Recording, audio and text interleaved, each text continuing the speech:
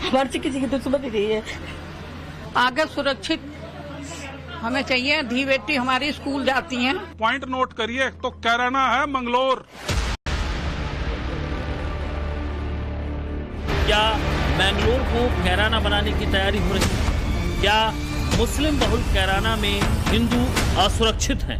मुजफ्फरनगर श्यामली में कैराना मशहूर है पलायन के लिए, लेकिन कैराना तो बदनाम है। असली अगर कैराना है ना भाई साहब, इसे पॉइंट नोट करिए, तो कैराना है मंगलोर। आप गंभीर सवाल उठा रहे हैं। सबूत आइए, चलिए दिखाते हैं। जिस तरीके से लोगों के मकान बिक रहे हैं और मकानों के बोर्ड लगे हुए कि हम मकान बेच के यहाँ से मकान बिकाऊ है, और उसी की जो परिणति है ना, ये आगे भविष्य की रणनीति के हिंदुओं को यहाँ के इतने आतंकित कर दिया जाए कि इनके मकान और इनकी संपत्तियां खरीद कर यहाँ मुस्लिम गढ़ स्थापित किया जाए।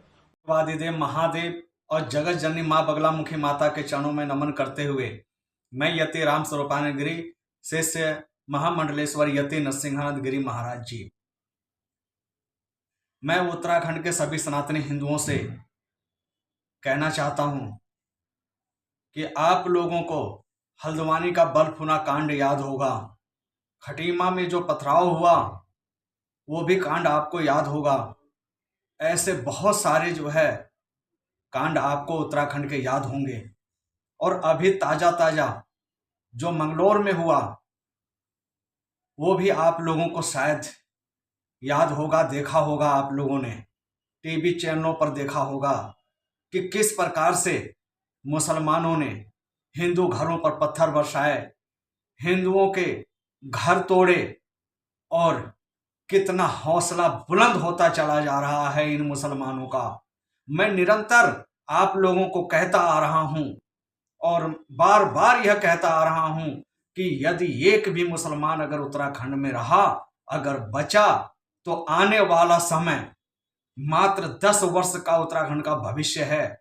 10 वर्ष के बाद उत्तराखंड का मुख्यमंत्री मुसलमान होगा, और फिर वही हाल होगा जो कश्मीर में हुआ।